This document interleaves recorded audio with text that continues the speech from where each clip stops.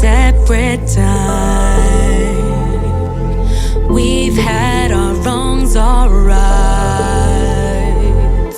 All we do is point out our fingers, and it never gets any better.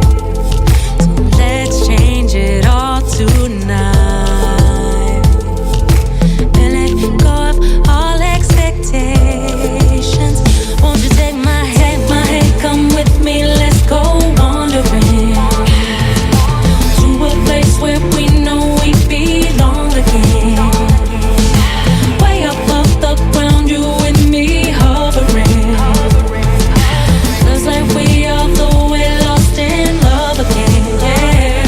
We're lost in love, oh we're lost in love, we're lost in love, oh we're lost in love, oh we're lost in love, we're lost in love, oh we're lost in love, oh we're lost in love, we're lost in love, oh we're lost in love, oh we're lost in love, we're lost in love, oh. Feelings come and they go. Real love needs room to grow. If it come back, then it's forever. And from there it only gets better. Won't you take my hand, come with me, let's go wandering to a place where we know we belong again. Way up off the ground, you and me hovering. Feels like we are the way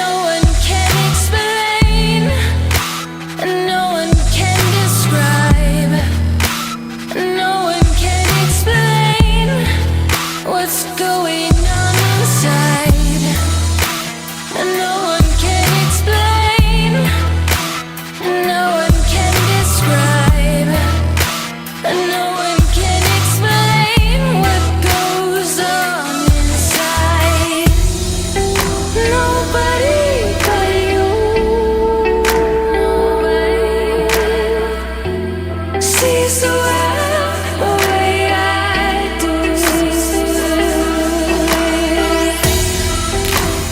Nobody but you sees the world the way I do. No one can explain, no one can describe, no one can explain what's going on inside. No one can explain, no, no one can describe, no one can explain what goes on inside.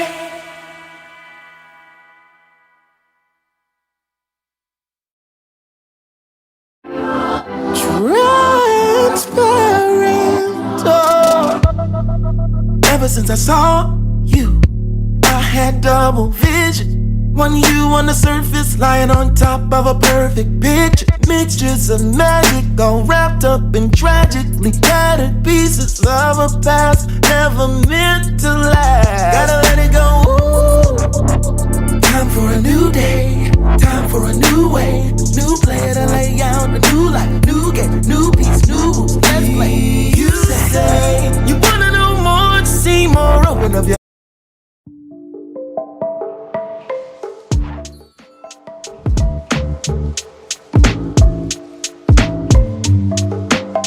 I'm live, hey!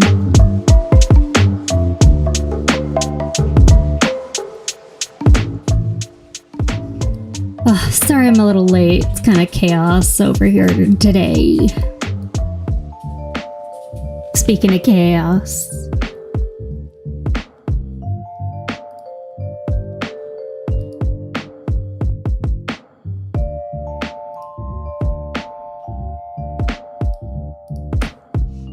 Go.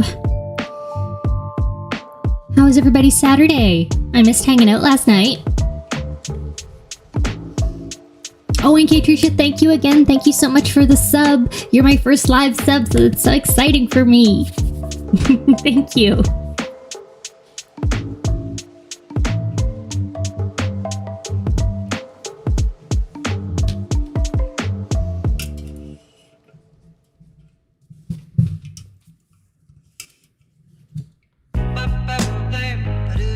Pippino, enjoy Batman. I saw it last night. It was so good. I hope you love it.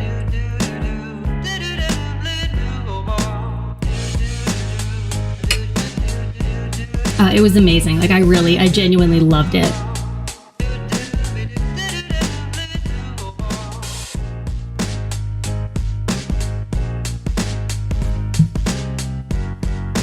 We're walking out, and my partner, he was like, "What'd you think?" And I was just like, "Yep." I was like, "This is good. I really liked it." And he was like, "What'd you think of Robert Pattinson as Batman?" And I was like, "Yes, I will see that anytime. Absolutely, anytime." I was like, "Best Batman. The best Batman I've ever seen. This Batman. Love him. Love him so much." It's very hot.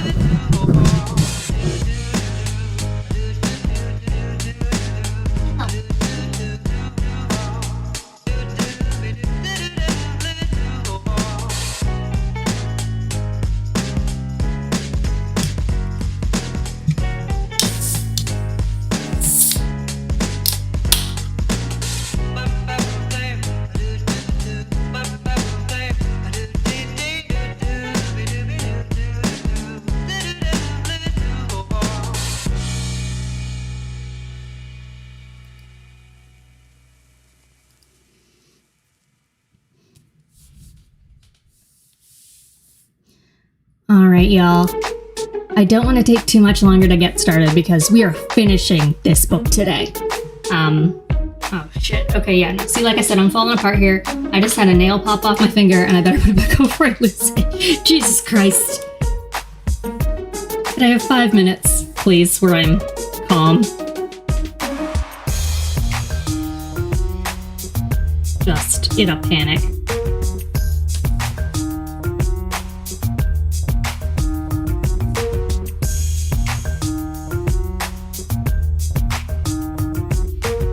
those of you that have noticed, Kate already did, but I finally reached affiliate status.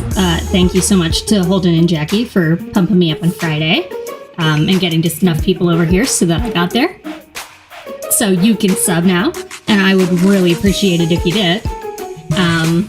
It also means that our sound alerts are now included in channel points. So the more you chat, the more you can sound alert. I've updated them, so hopefully they are both volume balanced so that they don't kill my ears. And I think I added a couple, I can't remember now. I did it yesterday while I was distracted, but you can play around with those.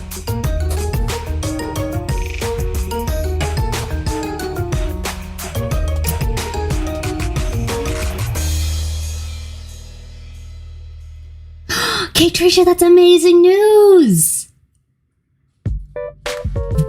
I'm so glad that he's feeling well enough he could do that.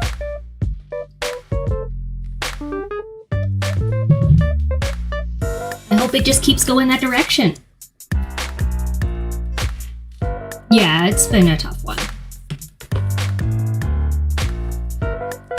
I can only imagine.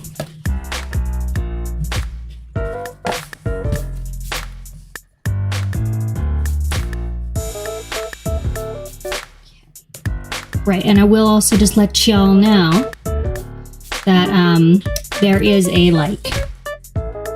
Oh, thanks, yes, Queen.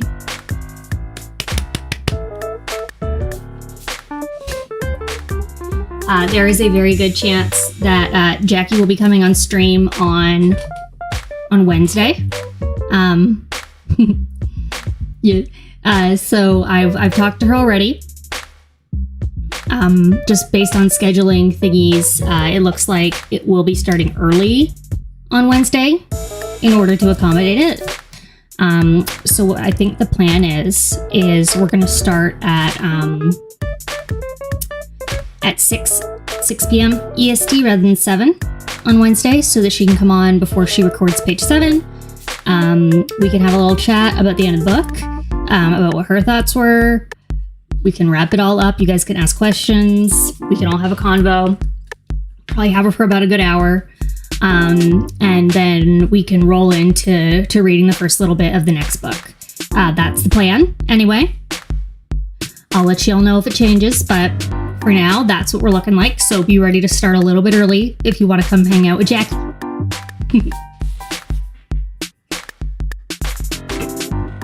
And I'm sure she's going to have some hot takes.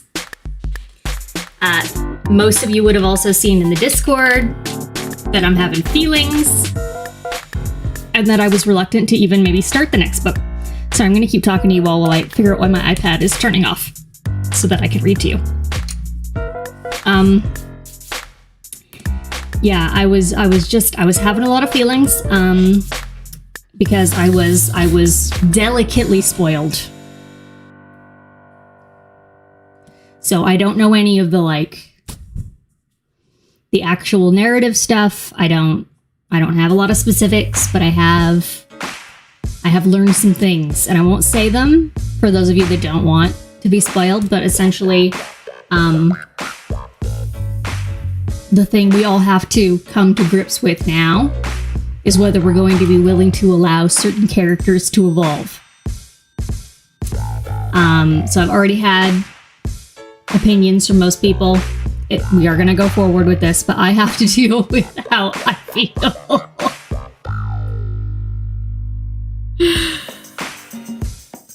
So what I have decided for myself, and this is how I'm going to thread this needle for now, is up to the end of this book. So for today, I'm mad. And then I'm going to treat every book after this one. Yes, Tricia, we're supposed to hate him right now, and I do. I do. I'm going to go right to the end of this book, hating him right up to the end. That's it. And then come the next book, I'm just going to go, you know what? Clean slate for everybody. New opinions on everyone. Everybody gets a reset. Good or bad, they all get a reset. Everyone. And then the things that we get reminded of explicitly, those can inform us a little bit. That's where my plan is right now. Just gonna pretend that I just have a foggy memory of everything that happened in the first book, which is kind of true, because my brain's always half off, but some things you just can't forget, and I'm gonna have to make myself. So that's where we're at with that. See, now it's like loading slowly as though there was some software update. I didn't ask for an update. Why would I ask for an update right now? It was on earlier when I was getting set up. Somebody talk to Apple for me. Somebody smarter than me talk to Apple. Tell them they've done all of this wrong. Everything is incorrect. You're sending updates at inconvenient times. I can't deal with my audio levels the way that I want to. I have to have 2 computers and 4 different monitors set up so that I can make this work in a way that just makes any sort of sense to my broken brain. How dare they? Just how dare they? Right, yes, Queen, updates always come when you're about to do something.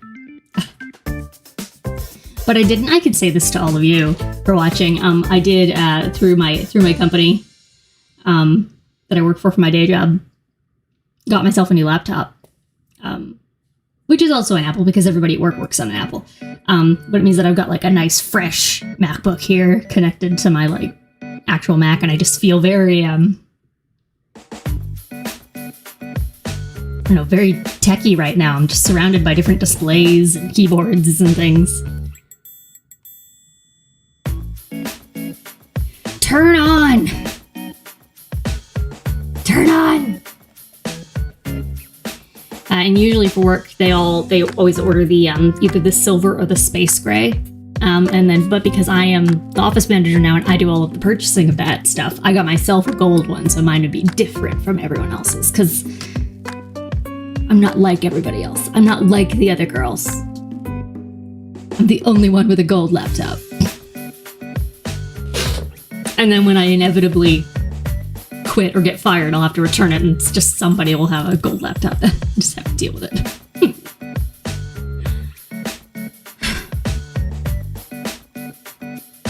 Yes, appropriate use of power, I feel so.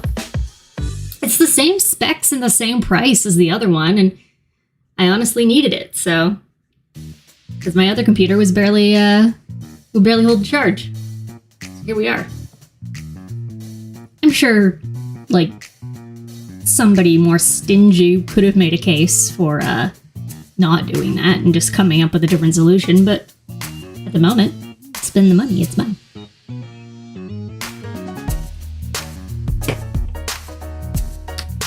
They haven't officially assigned me a budget yet, so I'm just sort of like, alright. You've just given me the credit card. I'll just not be terrible with it, you know? I'll try to be reasonable.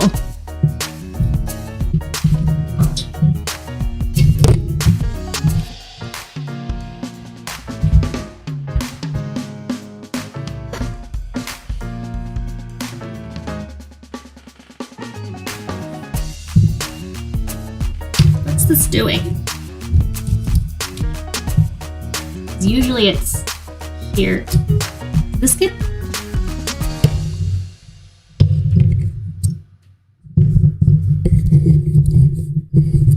Something happened on my microphone.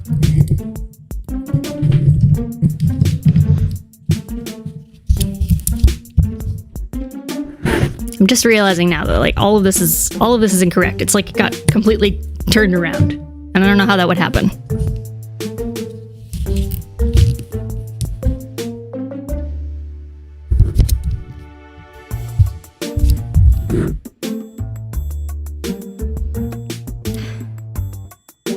Still loading, guys. I'm so sorry.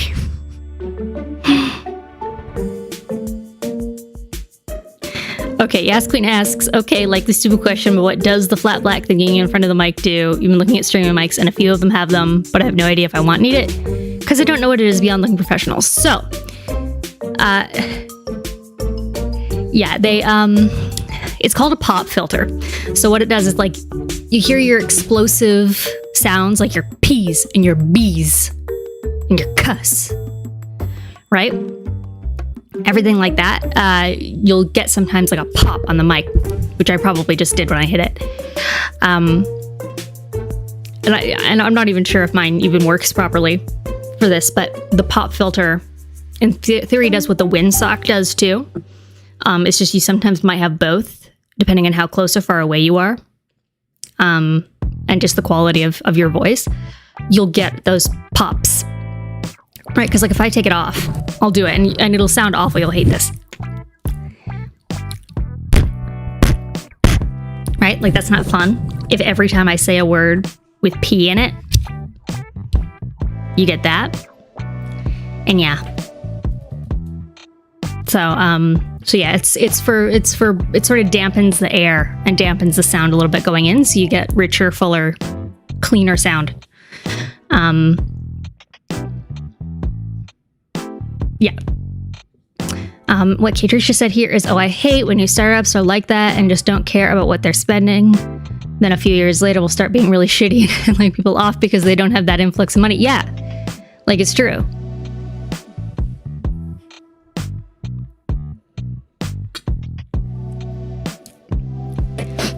And the company I work for is like, I want to say they started in like 2008, so they're not like a new company, but it's just sort of like we're big enough that we should put more thought into some of these things, but we're also not so big that like, I don't know. We're in an interesting place. Just in terms of oversight and who's in control of what. And I don't hate it, don't love it, don't have any particular feeling one way or the other at the moment. You know, every large company does things you don't agree with, and then they also do things that are good. So I don't know. They're like an entertainment hospitality situation. So that's all got its own bips and bobs to it.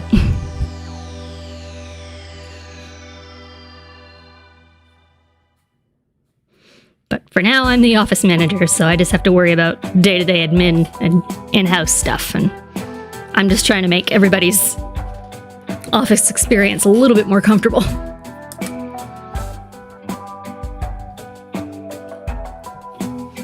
So that we don't have quite so much turnover, because we have quite a bit. And a lot of it has to do with that kind of thing.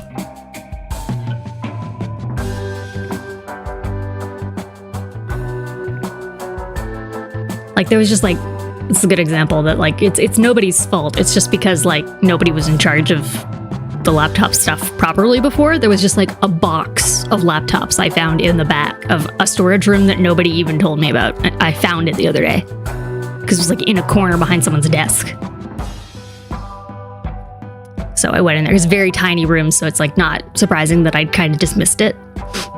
And just found this box of old laptops, and I was like, oh well, like we also never registered for the trade-in program for these, and luckily they're still within the window, so we could trade these in and get a little bit of money back and replace them with new ones, and that would probably be better. So just leaving them in a closet? Good idea? Yeah, I think so. I was like, we're a fairly big company. I'm surprised nobody thought about this. All right, we're finally loaded up.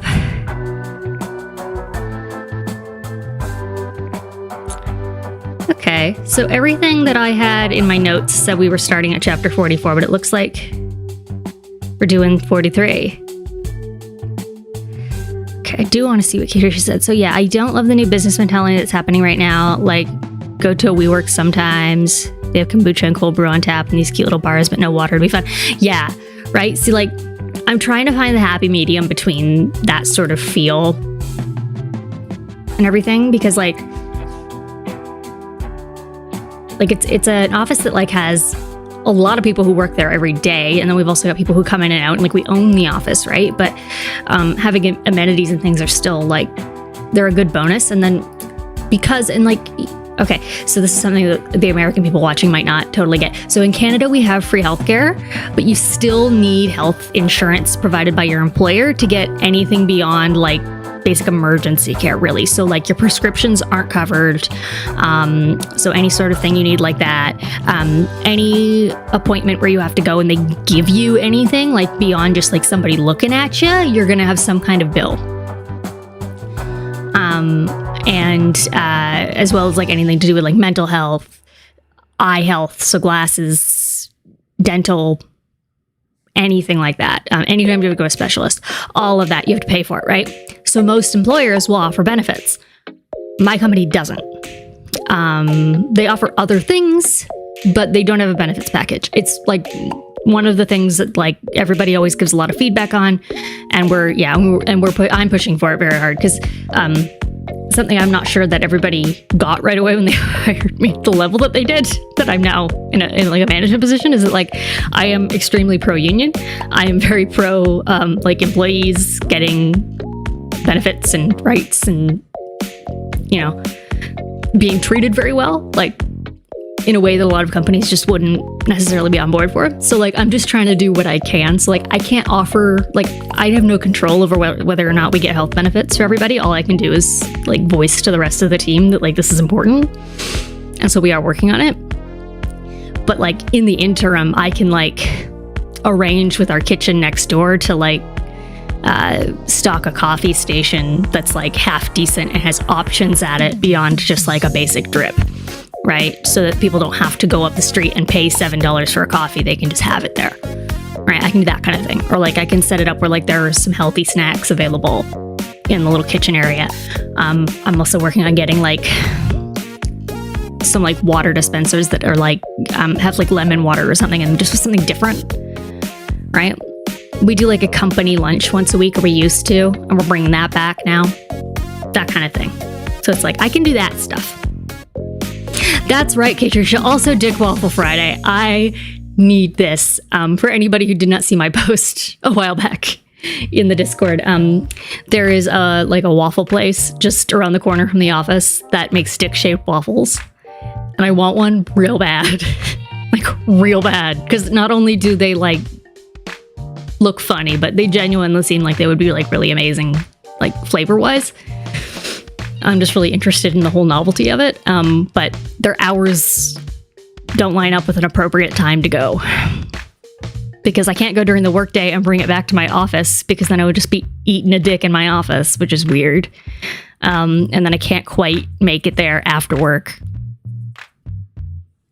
So, I don't know. And they don't open early enough for me to go before, plus I'm also not getting out of bed. Crazy. So yeah. I have to find the appropriate window for Dick Waffles. It may be something I can do once the weather warms up too. Because then I won't feel so bad about doing a little bit of a walk out of my way on my way home to go for it, like in a hurry, and then go and walk down the street with it to go home. It'll be fine. So, we'll see. Katricia, I could try that. I could see if it worked. I may lose my job, but probably not. If I get back there and I worked enough of it down, they probably wouldn't even know what it is.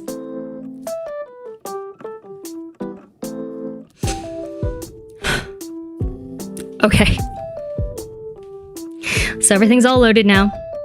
We are going to finish this book. I'm updating our chapter tracker. So like I said, everything in my notes, so we were starting at 44, but it looks like we're actually starting at 43. So it's one whole more chapter than I thought we had, but that's okay. That's okay, because we're just going to go with it.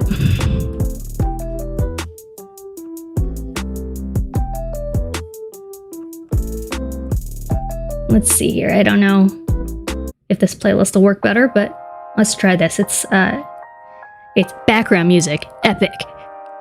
We're on to the final task, which I hope is kind of epic. So hopefully this is correct.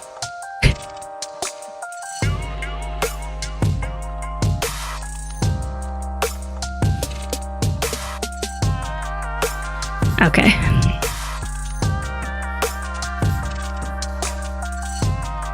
Chapter 43. For my final task, I was given my old tunic and pants, stained and torn and reeking. But despite my stench, I kept my chin high as I was escorted to the throne room. Oh yes, and the thrilling and surprising answer is to the riddle. Yeah. This is, it's gonna be one of the ones we guess, obviously, and I'm just like, oh my god, girl, just like, get it together. Anyway. The doors were flung open, and the silence of the room assaulted me.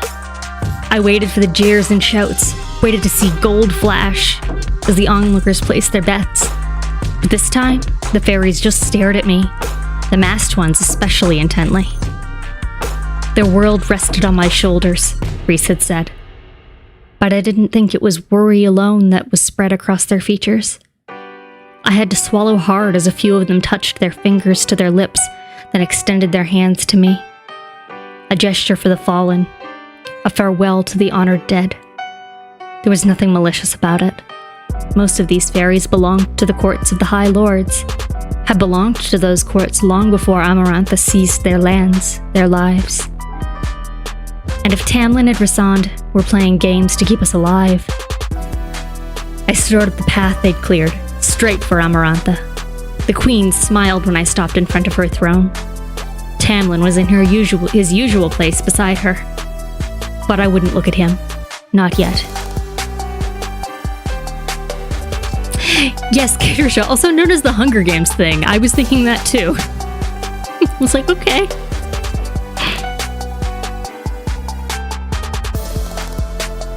Two trials lay behind you. I forget the voice I was doing for her. 1 second. I'm just gonna do whatever. Two trials lay behind you, Amarantha said, picking at a fleck of dust on her blood-red gown. Her hair shone, a gleaming crimson river that threatened to swallow her golden crown. And only one more awaits. I wonder if it'll be worse to fail now when you are so close. She gave me a pout, and we both awaited the laughter of the fairies. But only a few laughs hissed from the red-skinned guards. Everyone else remained silent. Even Lucian's miserable brothers. Even Rhysand, wherever he was in the crowd. I blinked to clear my burning eyes. Perhaps, like Rhysand's, their oaths of allegiance and betting on my life and nastiness had been a show. And perhaps now that the end was imminent, they too would face my potential death with whatever dignity they had left. Amarantha glared at them, but when her gaze fell upon me, she smiled broadly, sweetly. Any words to say before you die? I came up with a plethora of curses, but I instead looked at Tamlin. He didn't react. His features were like stone. I wished that I could glimpse his face, if only for a moment. But all I needed to see were those green eyes. I love you, I said. No matter what she says about it, no matter if it's only with my insignificant human heart, even when they burn my body, I'll love you. My lips trembled, and my vision clouded before several warm tears slipped down my chilled face. I didn't wipe them away. He didn't react. He didn't even grip the arms of his throne. I suppose that was his way of enduring it, even if it made my chest cave in. Even if his silence killed me. Amarantha said sweetly, "You'll be lucky, my darling, if we even have enough left of you to burn."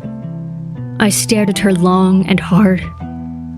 But her words were not met with jeers or smiles or applause from the crowd. Only silence.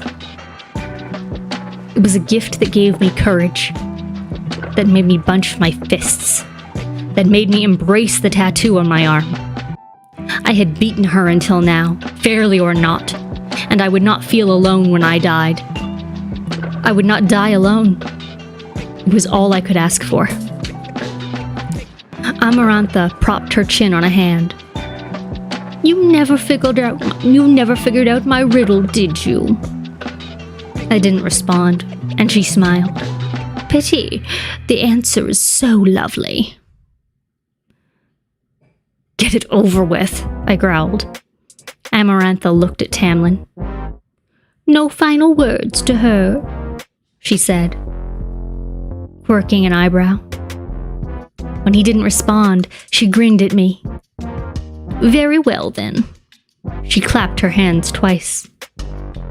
A door swung open, and 3 figures, 2 male and 1 female, with brown sacks tied over their heads, were dragged in by the guards. Their concealed faces turned this way and that as they tried to discern the whispers that rippled across the throne room. My knees bent slightly as they approached. With sharp jabs and blunt shoves, the red-skinned guards forced the 3 fairies to their knees at the foot of the dais. But facing me, their bodies and clothes revealed nothing of who they were. Amarantha clapped her hands again, and 3 servants clad in black appeared at the side of each of the kneeling fairies. In their long, pale hands, they each carried a dark velvet pillow. And on each pillow lay a single polished wooden dagger. Not metal for a blade, but ash. Ash because... "Your final task, Feyre," Amarantha drawled, gesturing to the kneeling fairies. "Stab each of these unfortunate souls in the heart." I stared at her, my mouth opening and closing. "They're innocent, not that it should matter to you," she went on. "Since it wasn't a concern the day you killed Tamlin's poor sentinel, and it wasn't a concern for dear Jurian when he butchered my sister. But if it's a problem, well, you can always refuse. Of course, I'll take your life in exchange, but a bargain's a bargain, is it not? If you ask me, though, given your history with murdering our kind, I do believe I'm offering you a gift. Refuse and die. Kill 3 innocents and live. 3 innocents for my own future. For my happiness. For Tamlin and his court and the freedom of an entire land. The wood of the razor-sharp daggers had been polished so expertly that it gleamed beneath the colored glass chandeliers. "Well?" she asked. She lifted her hand, letting Jurian's eye get a good look at me, at the ash daggers, and purred to it. "I wouldn't want you to miss this, old friend." I couldn't do it. It wasn't like hunting. It wasn't for survival or defense. It was cold-blooded murder. The murder of them. Of my very soul. But for Prythian, for Tamlin, for all of them here, for Alice and her boys, I wished I knew the name of one of our forgotten gods so that I might beg them to intercede. Wished I knew any prayers at all to plead for guidance, for absolution. But I did not know those prayers, or the names of our forgotten gods. Only the names of those who would remain enslaved if I did not act. I silently recited those names, even as the horror of what knelt before me began to swallow me whole. For Prythian, for Tamlin, for their world and my own, these deaths would not be wasted, even if it would damn me forever. I stepped up to the first kneeling figure, the longest and most brutal step I'd ever taken. 3 lives in exchange for Prythian's liberation. 3 lives that would not be spent in vain. I could do this. I could do this, even with Tamlin watching. I could make this sacrifice. Sacrifice for them. I could do this. My fingers trembled. But the first dagger wound up in my hand, its hilt cool and smooth, the wood of the blade heavier than I'd expected.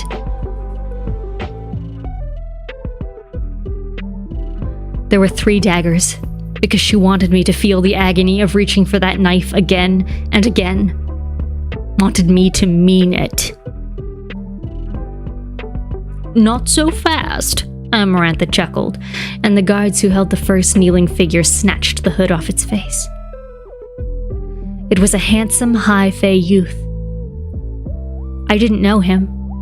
I'd never seen him. But his blue eyes were pleading. "That's better," Amarantha said, waving her hand again. "Proceed, Feyre dear. Enjoy it."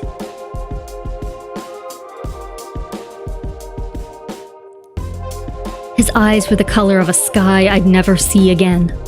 If I refused to kill him, a color I'd never get out of my mind, never forget, no matter how many times I painted it.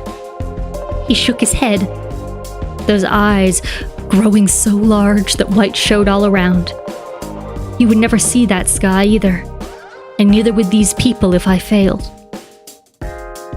Please, he whispered, his focus darting between the ash dagger and my face. Please. The dagger shook between my fingers, and I clenched it tighter. 3 fairies. That's all that stood between me and freedom before Tamlin would be unleashed upon Amarantha. If he could destroy her, not in vain, I told myself. Not in vain. Don't, the fairy youth begged when I lifted the dagger. Don't! I took a gasping breath, my lips shaking as I quailed. Saying I'm sorry wasn't enough. I'd never been able to say it to Andres, and now, please, he said, and his eyes lined with silver. Someone in the crowd began weeping. I was taking him away from someone who possibly loved him as much as I loved Tamlin. I couldn't think about it. Couldn't think about who he was, or the color of his eyes, or any of it.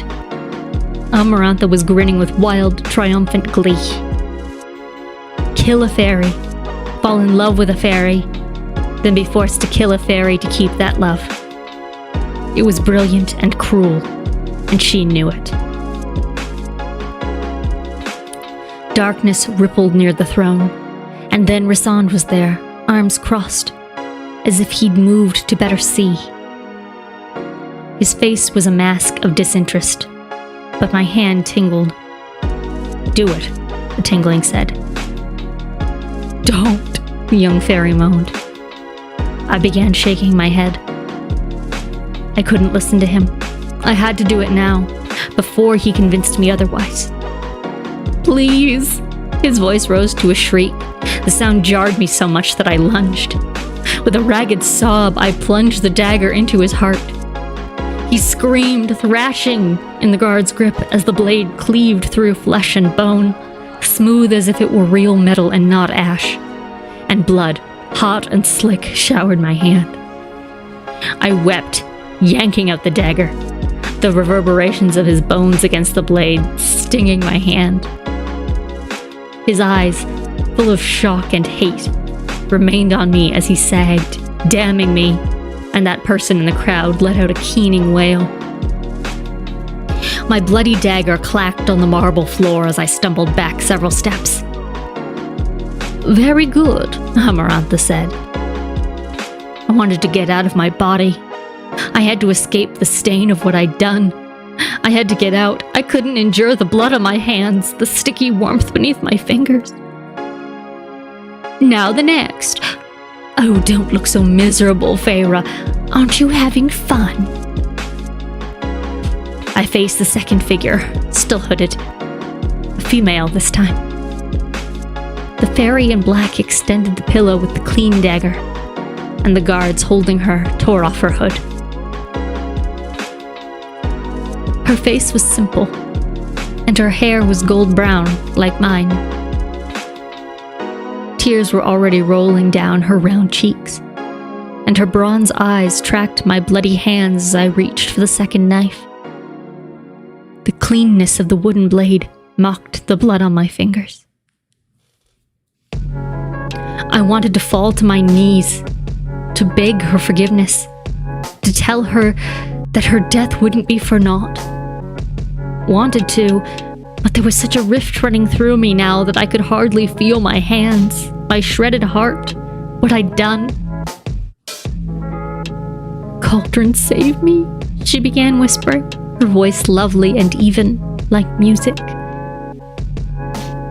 Mother, hold me, she went on, reciting a prayer similar to one I'd heard once before, when Tamlin eased the passing of that lesser fairy who died in the foyer, another of Amarantha's victims. Guide me to you.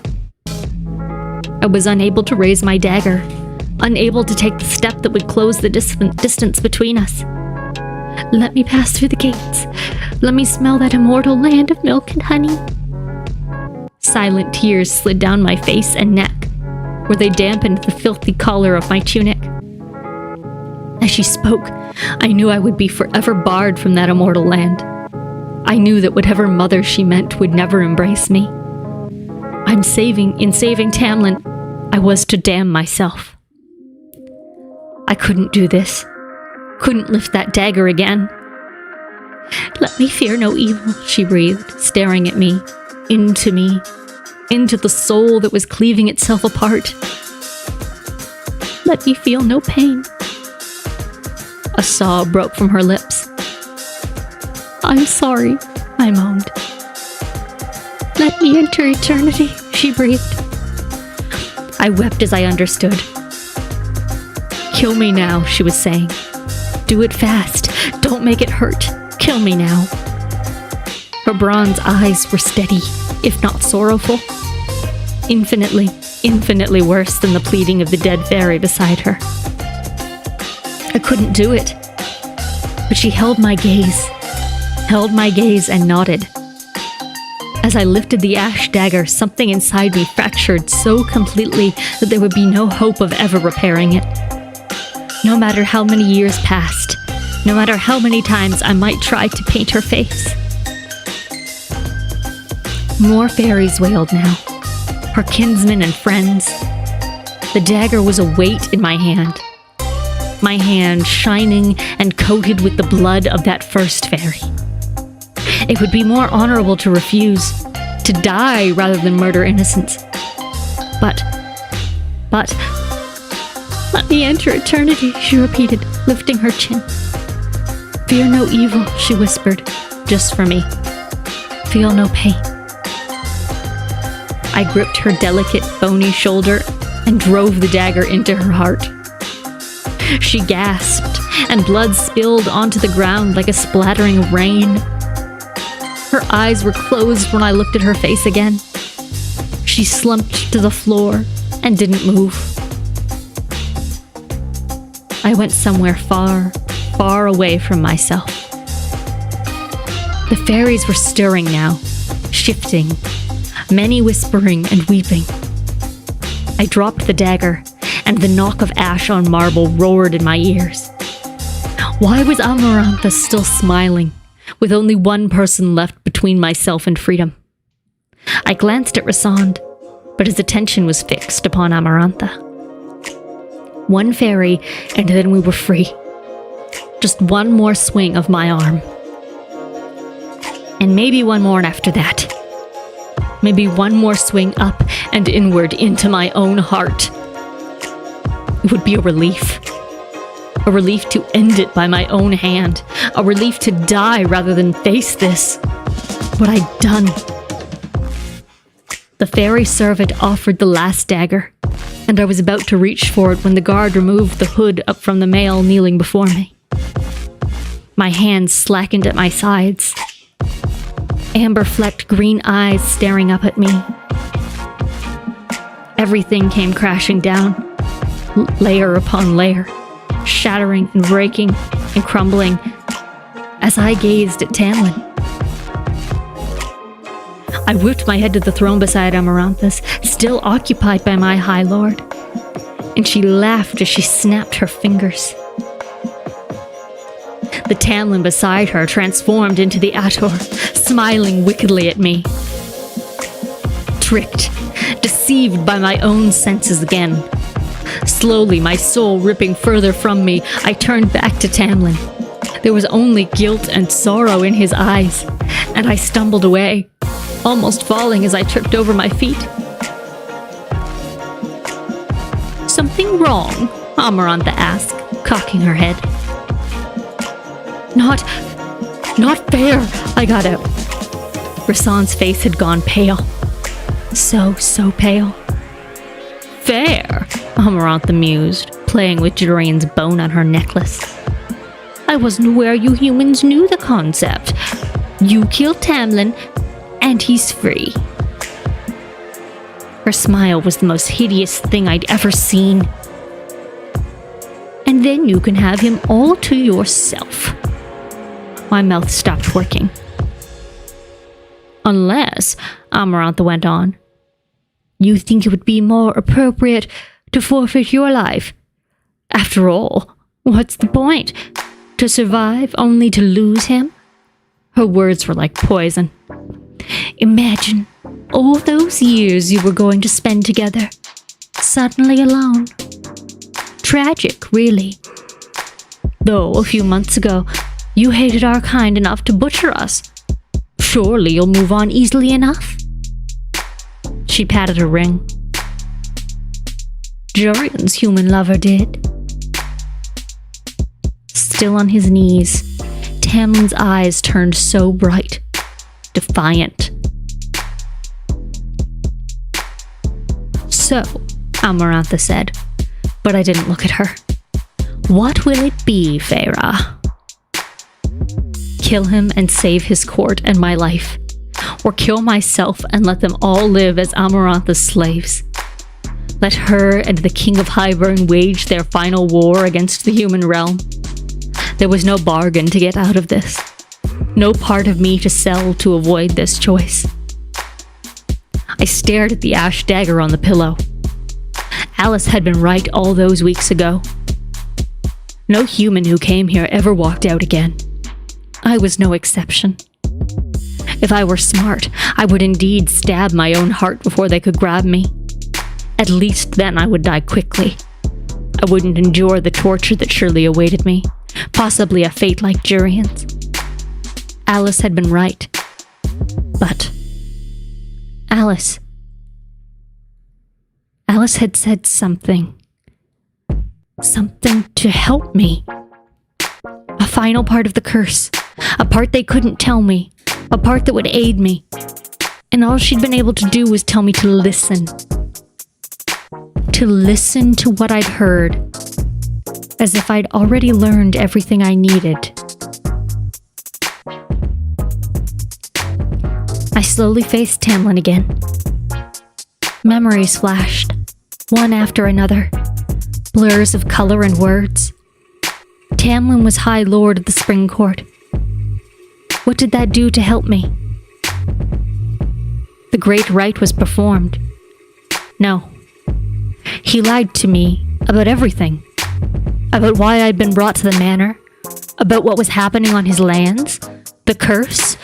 He hadn't been allowed to tell me the truth, but he hadn't exactly pretended that everything was fine. No. Oh, hi, Curly Fry. Yeah, no problem. Hang out. Not say anything. Go to sleep. It's all good.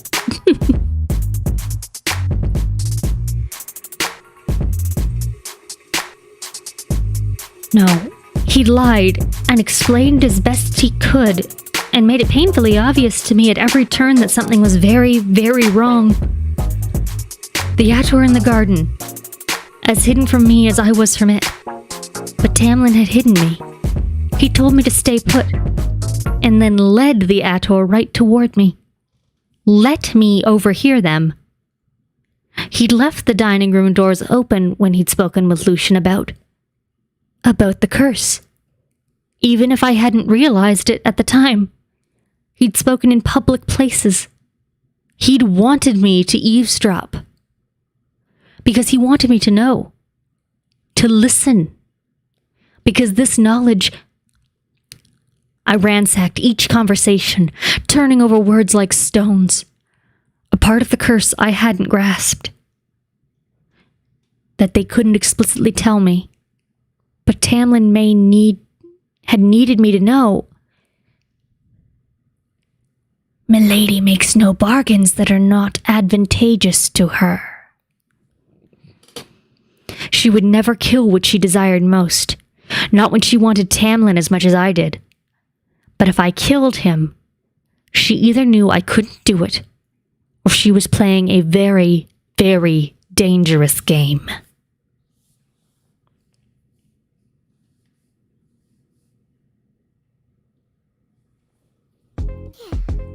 Conversation after conversation echoed in my memory until I heard Lucian's words, and everything froze. And that was when I knew. I couldn't breathe, not as I replayed the memory, Not as I recalled the conversation I'd overheard one day. Lucian and Tamlin in the dining room, the door wide open for all to hear, for me to hear. For someone with a heart of stone, yours is certainly soft these days. I looked at Tamlin, my eyes flicking to his chest as another memory flashed. The Ator in the garden laughing. Though you have a heart of stone, Tamlin, the Ator said, you certainly keep a host of fears inside it. Amarantha would never risk me killing him, because she knew I couldn't kill him. Not if his heart couldn't be pierced by a blade. Not if his heart had been turned to stone. Sorry, pause here. Sidebar. Are we talking right now that this man has a little rock in his chest? This is where we're going? Really? I don't know. I don't know about that. I don't know about that.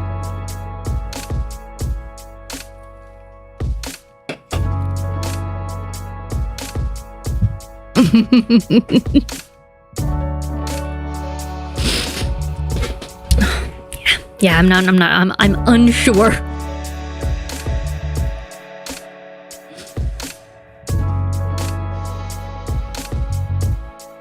Like, would you... Yes, why would Amarantha do that? And also, like, why would your brain go there and be like, oh, it's all good, I can stab this dude. His heart must be a rock. That must have been what they all meant. I don't know. I don't know. It just seems like there's a lot of mental gymnastics required to get there.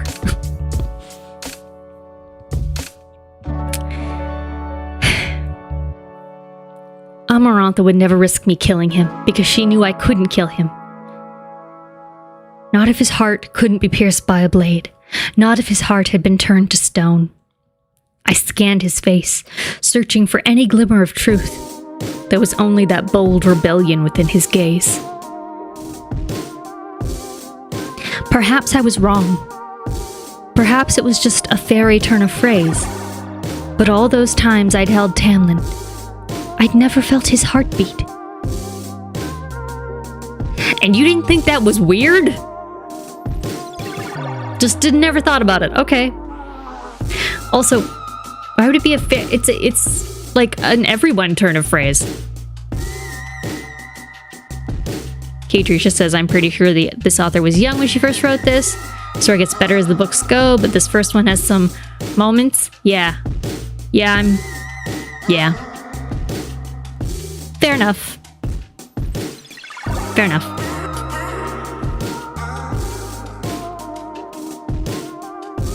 I'd been blind to everything until it came back to smack me in the face.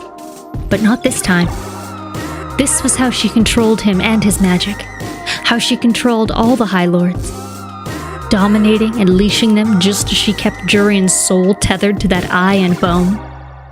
Trust no one, Alice had told me. But I trusted Tamlin. And more than that, I trusted myself. I trusted that I had heard correctly. I trusted that Tamlin had been smarter than Amarantha. I trusted that all I had sacrificed was not in vain. The entire room was silent, but my attention was upon only Tamlin. The revelation must have been clear on my face, for his breathing became a bit quicker, and he lifted his chin. I took a step toward him, then another. I was right. I had to be. I sucked in a breath as I grabbed the dagger off the outstretched pillow. I could be wrong. I could be painfully, tragically wrong. But there was a faint smile on Tamlin's lips as I stood over him, ash dagger in hand. There was such a thing as fate, because fate had me sure I was there to eavesdrop when they'd spoken in private. Because fate had whispered to Tamlin that the cold, contrary girl he dragged to his home would be the one to break his spell. Because fate had kept me alive just to get to this point, just to see if I had been listening. And there he was, My high lord, my beloved, kneeling before me. I love you, I said, and stabbed him. And that's chapter 43. Cliffhanger. Oh, Curly Fry, I'm glad that you're enjoying it. We do this twice a week, so definitely, oh, there you did. There you followed. I didn't even notice 7 minutes ago. I was so into the book. Welcome. Glad to have you.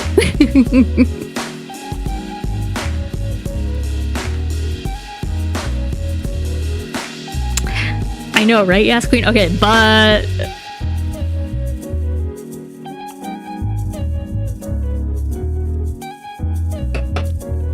Right, we're getting into semantics now. I don't know. We're gonna have to get into the next chapter to find out.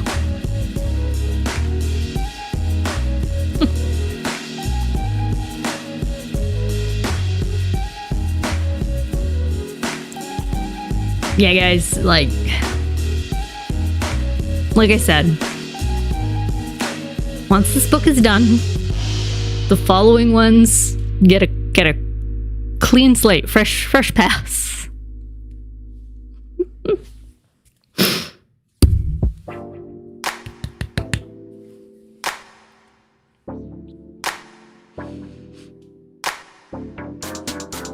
Yeah, I don't remember. We could go back. We could try to find out. Let's just read it and see where it goes. Chapter 44. Tamlin cried out as my blade pierced his flesh, breaking bone.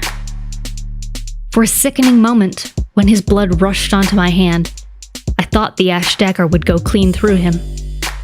But then there was a faint thud, and a stinging reverberation in my hand as the dagger struck something hard and unyielding.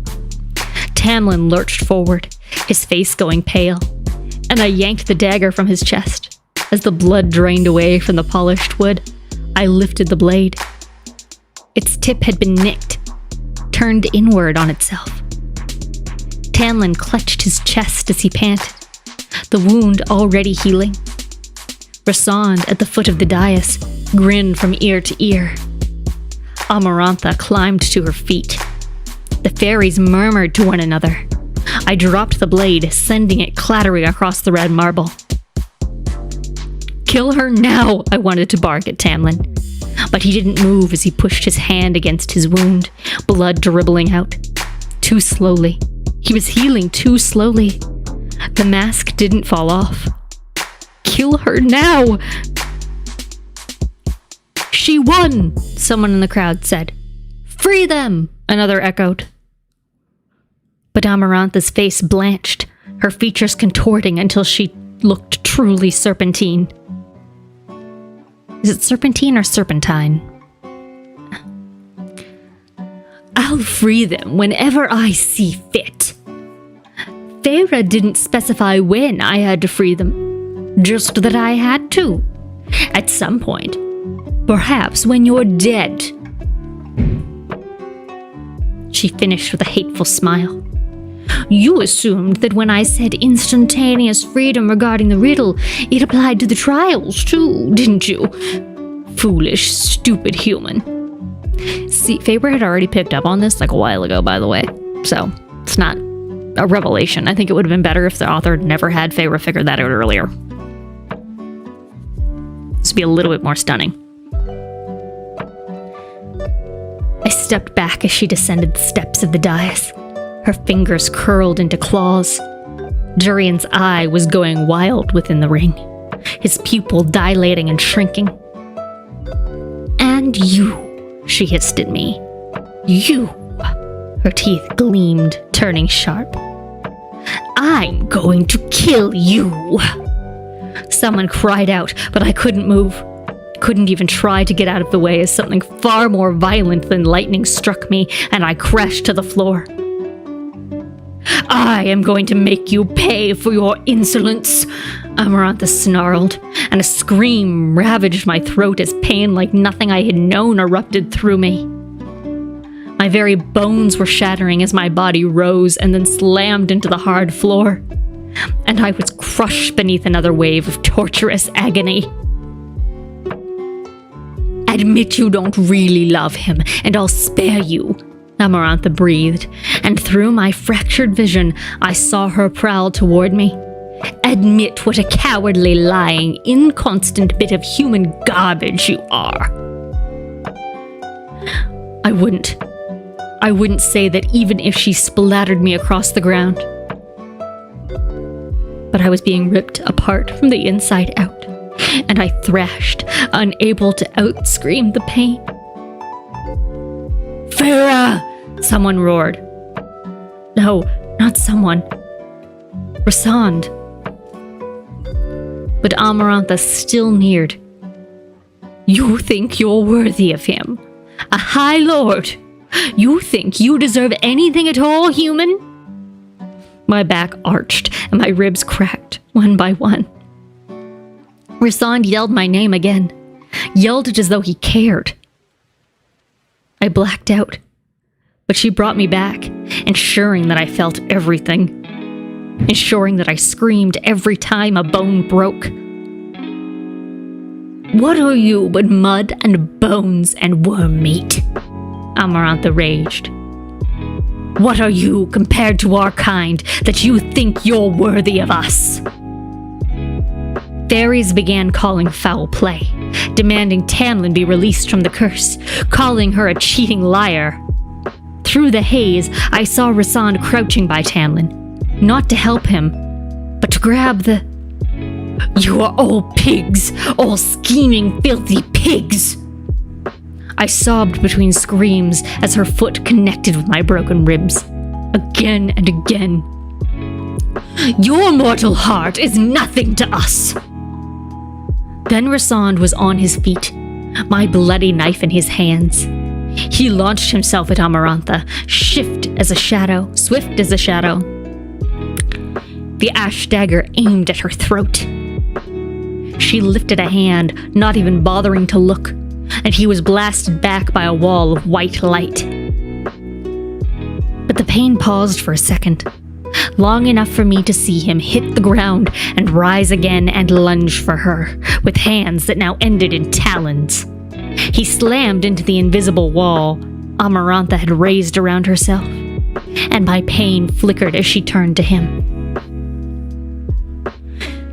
You traitorous piece of filth, she seethed at Rasand. You're just as bad as these human beasts. One by one, as if a hand were shoving them in, his talons pushed back into his skin, leaving blood in their wake. He swore, low and vicious. You were planning this all along. Her magic sent him sprawling, and it then hurled into Rasand again, so hard that her head cracked against the stones and the knife dropped from his splayed fingers. No one made a move to help him, and she struck him once more with her power. The red marble splintered where he hit it, spider-webbing toward me. With wave after wave, she hit him. Reese groaned. Stop, I breathed, blood filling my mouth as I strained a hand to reach her feet. Please. Reese's arms buckled as he fought to rise, and blood dripped from his nose, splattering on the marble. His eyes met mine.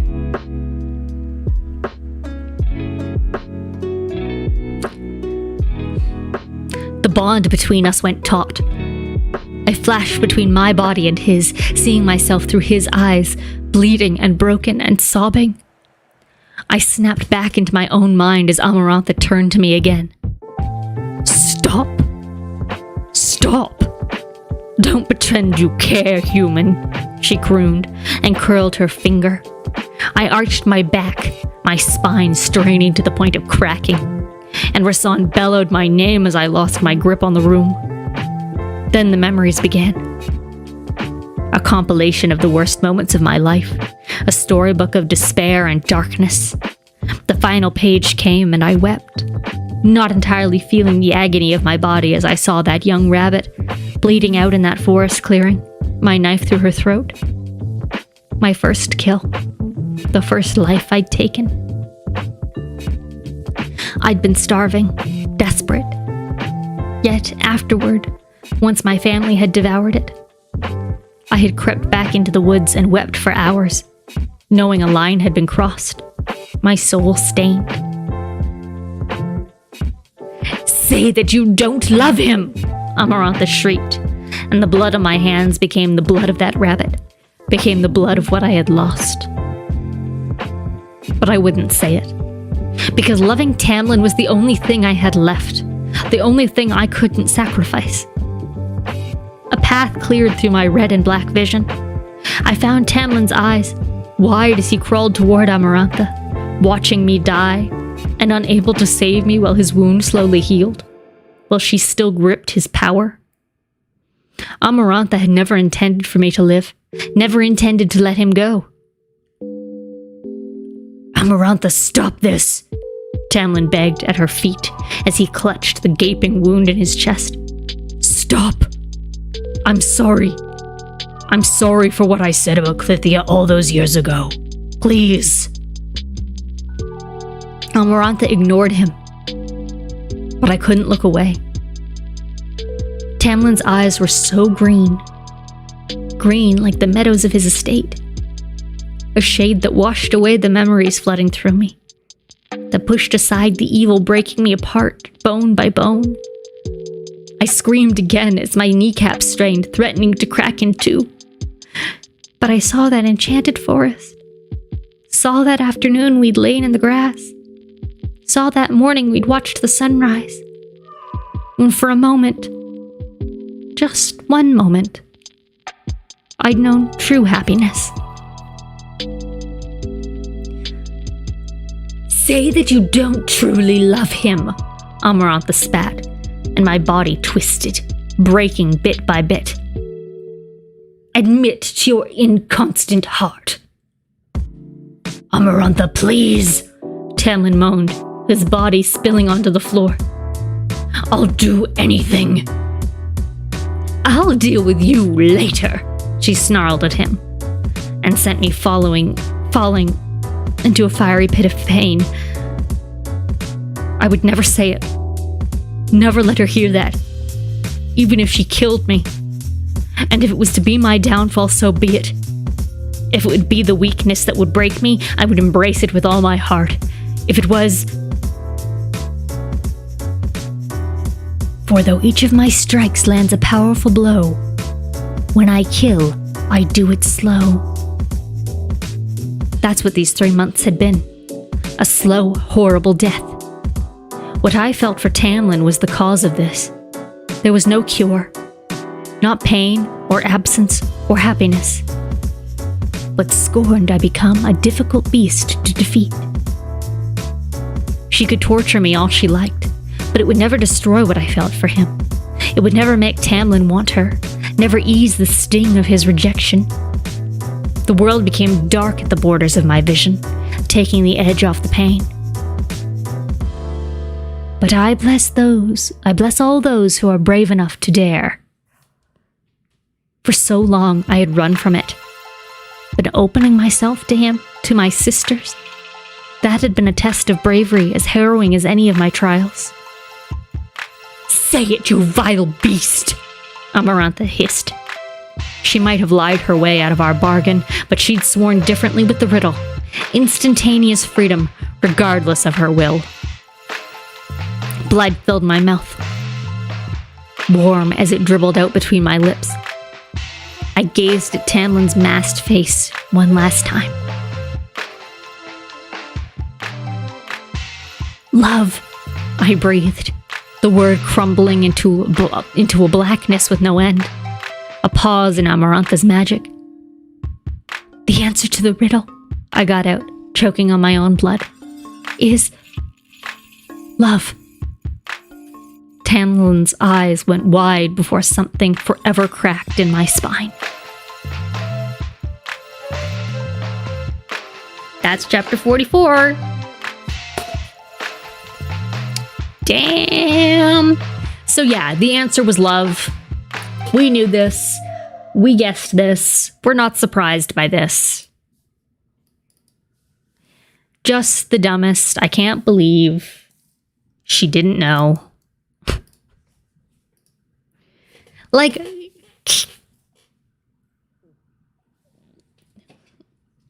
cutting it close. Did she even make it?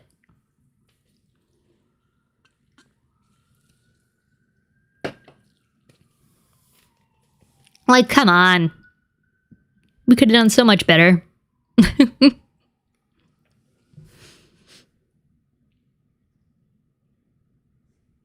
Yeah, I mean, I guess if you only get one chance.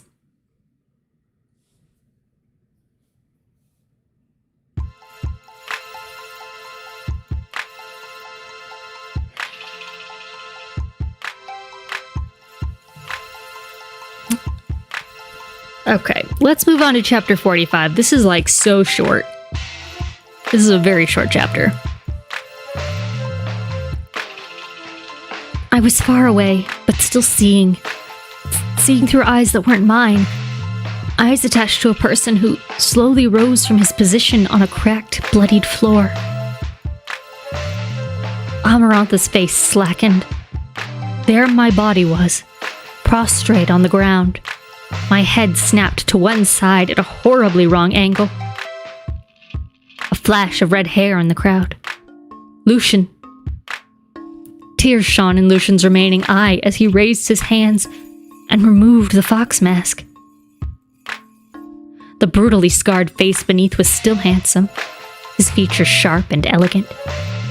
But my host was looking at Tamlin now, who slowly faced my dead body. Tamlin's still masked face twisted into something truly lupine as he raised his eyes to the queen and snarled, fangs lengthened. Amarantha backed away from my corpse.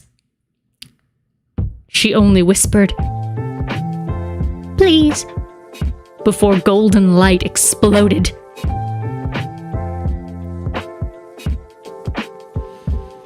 The queen was blasted back, thrown against the far wall, and Tamlin let out a roar that shook the mountain as he launched himself at her.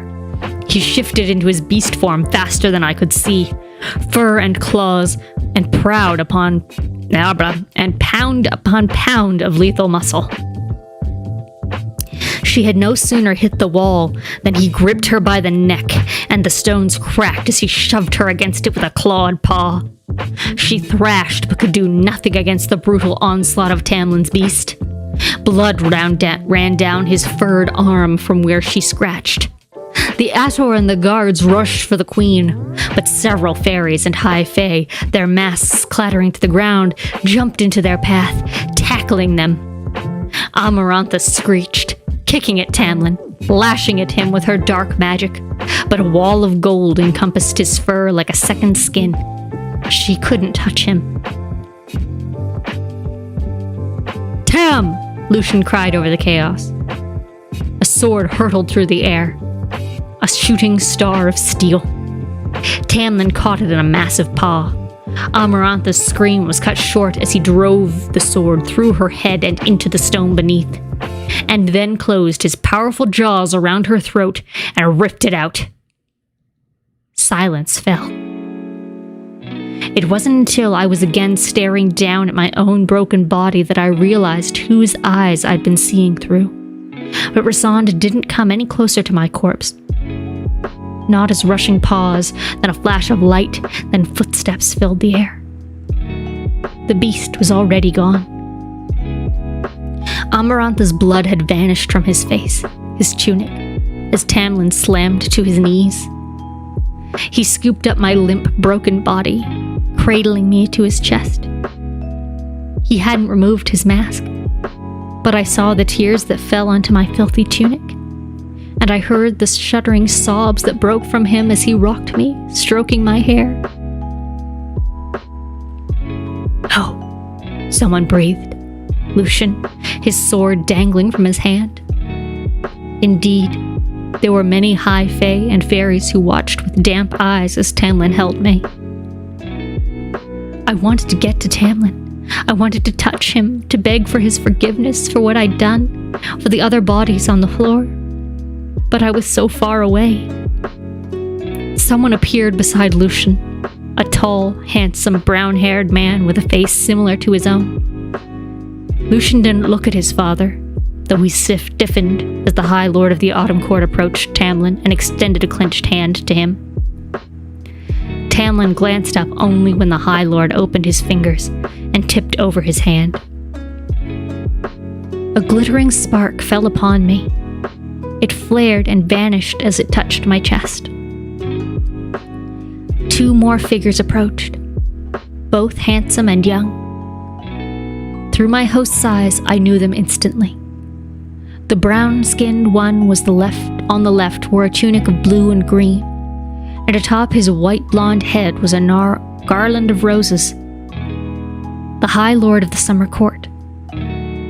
His pale-skinned companion, clad in colors of white and gray, possessed a crown of shimmering ice. The High Lord of the Winter Court. Chins raised, shoulders back, they too dropped those glittering kernels upon me, and Tamlin bowed his head in gratitude. Another High Lord approached, also bestowing upon me a drop of light. He glowed brightest of them all, and from his gold and ruby raiment, I knew him to be High Lord of the Dawn Court. Then the High Lord of the Day Court, clad in white and gold, his dark skin gleaming with an inner light, presented his similar gift, and smiled sadly at Tamlin before he walked away. Rasan stepped forward, bringing my shred of soul with him, and I found Tamlin staring at me, at us. "For what she gave," Rasan said, extending a hand. "We'll bestow what our predecessors have granted to few before." He paused.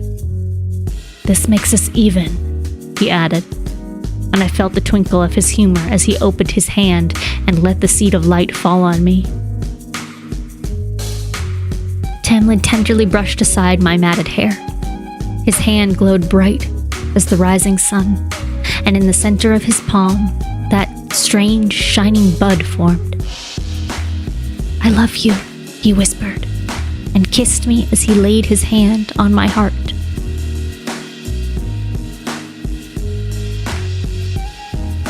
And that was 45.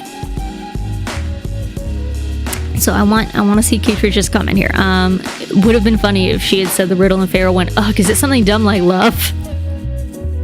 Yeah, wouldn't that have been better? That would have been more fun. But no, instead we went through all that shit, and then she died, and then they did this thing. Which I think is meant to be like a bring her back to life thing. So, magic.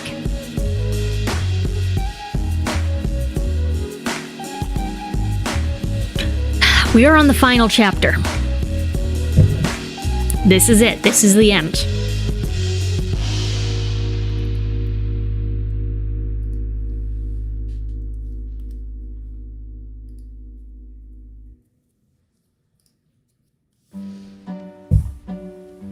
Yeah, magic with a K.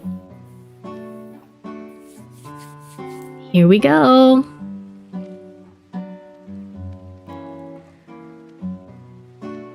Everything was black and warm and thick.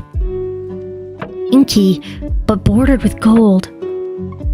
I was swimming, kicking for the surface, where Tamlin was waiting, where life was waiting. Up and up, frantic for air.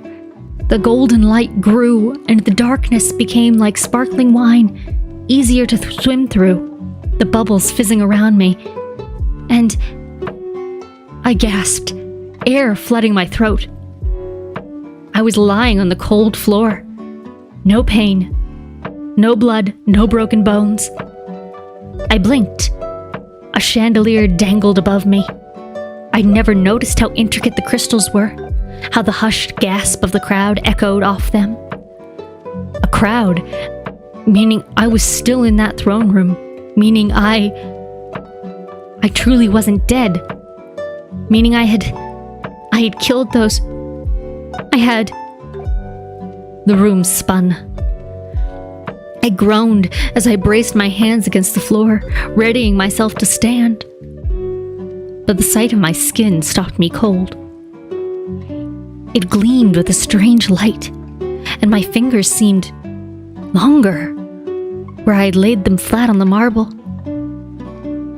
I pushed to my feet. I felt strong, and fast and sleek and I'd become High Fae.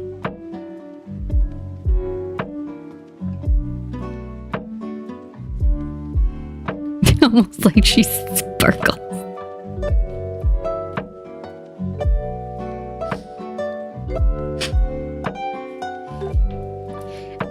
I mean, this is the skin of a killer. Because she did murder some people.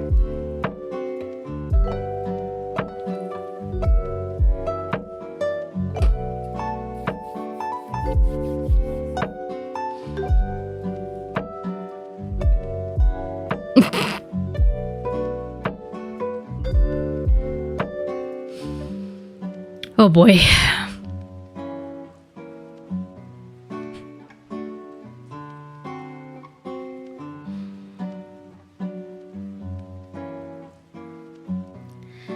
I went rigid as I sensed Tamlin standing behind me. Smelled that rain and spring meadow scent of him, richer than I'd ever noticed. I couldn't turn around to look at him. I couldn't move. A High Fae. Immortal. What had they done? I could hear Tamlin holding his breath. Hear as he loosed it. Hear the breathing, the whispering and weeping and quiet celebrating of everyone in the hall. Still watching us. Watching me. Some chanting praise for the glorious power of their high lords. It was the only way we could save you, Tamlin said softly. But then I looked to the wall, and my hand rose to my throat. I forgot about the stunned crowd entirely. There, beneath Claire's decayed body, was Amarantha, her mouth gaping as the sword protruded from her brow, her throat gone, and blood now soaked the front of her gown. Amarantha was dead. They were free. I was free. Tamlin was... Amarantha was dead. And I had killed those two High Fae. I shook my head slowly. Are you... My voice sounded too loud in my ears as I pushed back against the wall of black that threatened to swallow me. Amarantha was dead. See for yourself, he said. I kept my eyes on the ground as I turned. There, on the red marble, lay a golden mask, staring at me with its hollow eye holes. Feyre, Tamlin said, and he cut my chin between his fingers, gently lifting my face. I saw that familiar chin first, then the mouth, and then... He was exactly how I dreamed he would be. He smiled at me, his entire face alight with that quiet joy I had come to love so dearly, and he brushed my hair aside. I savored the feel of his fingers on my skin and raised my own to touch his face, to trace the contours of those high cheekbones and that lovely straight nose, the clear, broad brow, the slightly arching eyebrows that framed his green eyes. What I had done to get to this moment, to be standing here, I shoved against the thought again. In a minute, in an hour, in a day, I would think about that, force myself to face it. I put a hand on Tamlin's heart, and a steady beat echoed into my bones.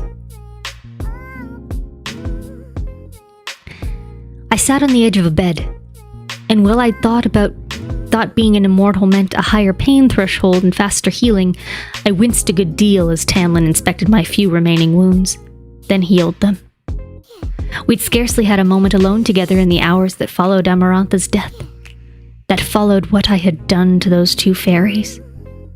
But now, in this quiet room, I couldn't look away from the truth that sounded in my head with each breath.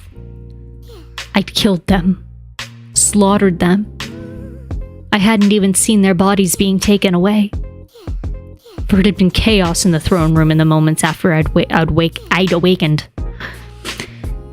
The Ator and the nastier fairies had disappeared instantly, along with Lucian's brothers, which was a clever move, as Lucian wasn't the only fairy with a score to settle. No sign of Rasand either.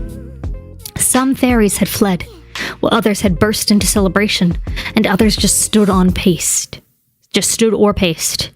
Eyes distant, faces pale, as if they too didn't quite feel like this was real.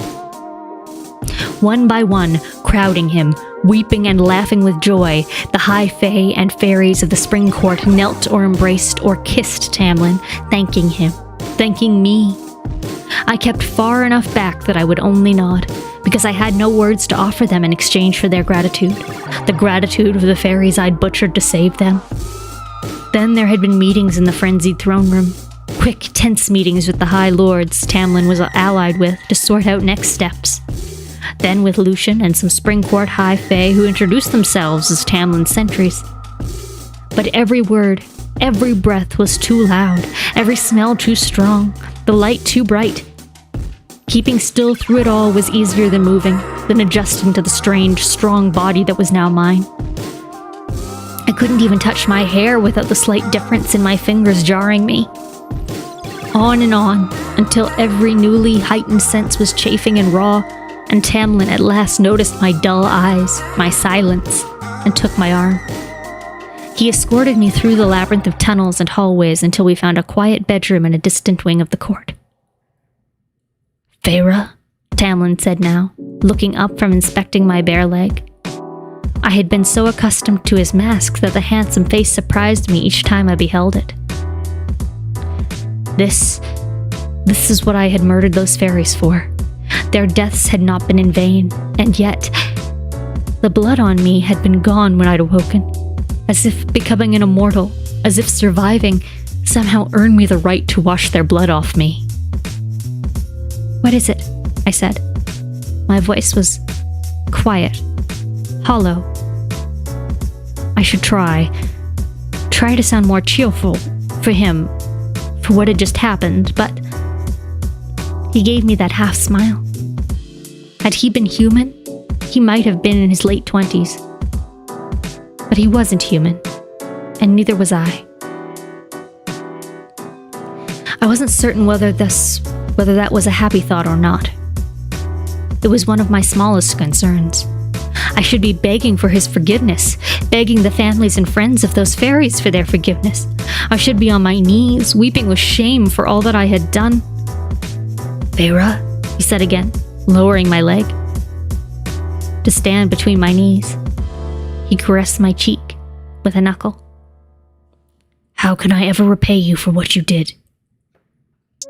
"You don't need to," I said. "Let that be that.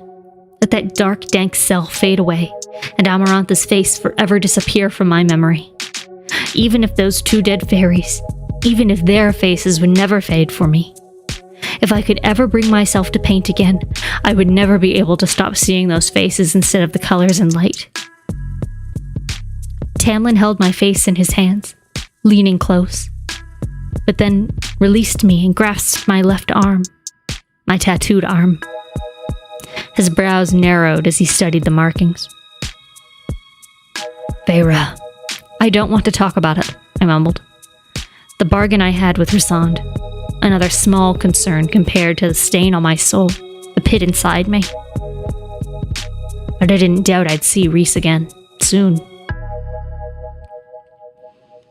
Tamlin's fingers traced the marks of my tattoo.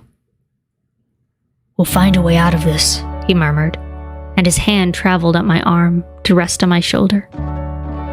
He opened his mouth, and I knew what he would say, the subject he would try to broach. I couldn't think about it, about them, not yet. So I breathed, "Later," and hooked my feet around his legs, drawing him closer. I placed my hands on his chest, feeling the heart beating beneath. I needed this right now. It wouldn't wash away what I'd done, but I needed him near, needed to smell and taste him, remind myself that he was real. This was real. Later, he echoed, and leaned down to kiss me. It was soft, tentative, nothing like the wild, hard kisses we'd shared in the hall of the throne room. He brushed his lips against mine. I didn't want apologies, didn't want sympathy or coddling. I gripped the front of his tunic, tugging him closer as I opened my mouth to him. He let out a low growl, and the sound of it sent a wildfire blazing through me, pooling and burning in my core. I let it burn through that hole in my chest, my soul. Let it raise through the waves of black that were starting to press around me. Let it consume the phantom blood I could still feel on my hands. I gave myself to that fire, to him, as his hands roved across me, unbuttoning as he went. I pulled back, breaking the kiss to look into his face. His eyes were bright, hungry, but his hands had stopped their exploring and rested firmly on my hips. With a predator's stillness, he waited and watched as I traced the contours of his face, as I kissed every place I touched. His ragged breathing was the only sound, and his hands soon began roaming across my back and sides, caressing and teasing and bearing me to him. When my traveling fingers reached his mouth, he bit down on one. Ow! Why? Don't do that. Ow. Sucking it into his mouth. It didn't hurt, but the bite was hard enough for me to meet his eyes again. To realize that he was done waiting, and so was I. Bad, no biting.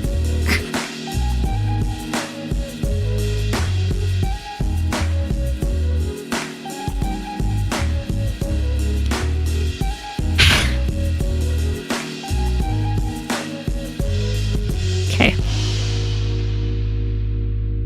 Just gotta reset my brain. Okay. He eased me onto the bed, murmuring my name against my neck. The shell of my ear, the tips of my fingers.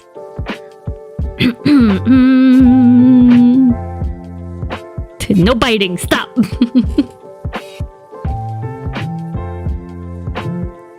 Now I have to make Tamlin a no-no can.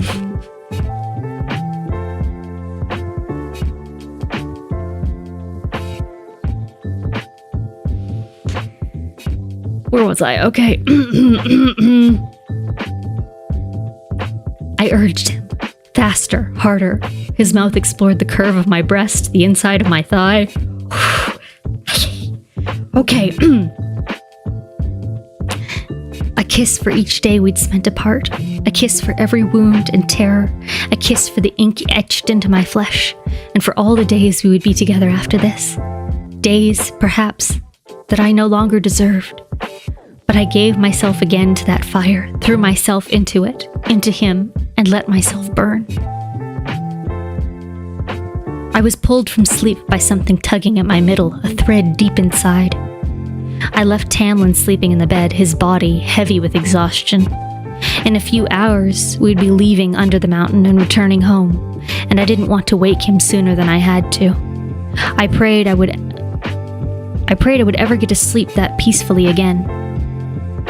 I knew who summoned me long before I opened the door to the hall and padded down it, stumbling and teetering every now and then as I adjusted to my new body, its new balance and rhythms.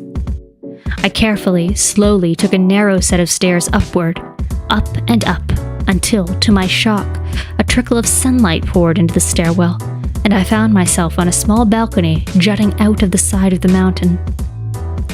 I hissed against the brightness, shielding my eyes. I thought it was the middle of the night. I completely lost all sense of time in the darkness of the mountain. Rasan chuckled softly from where I could vaguely make him out standing along the stone rail. I forgot that it's been a while for you.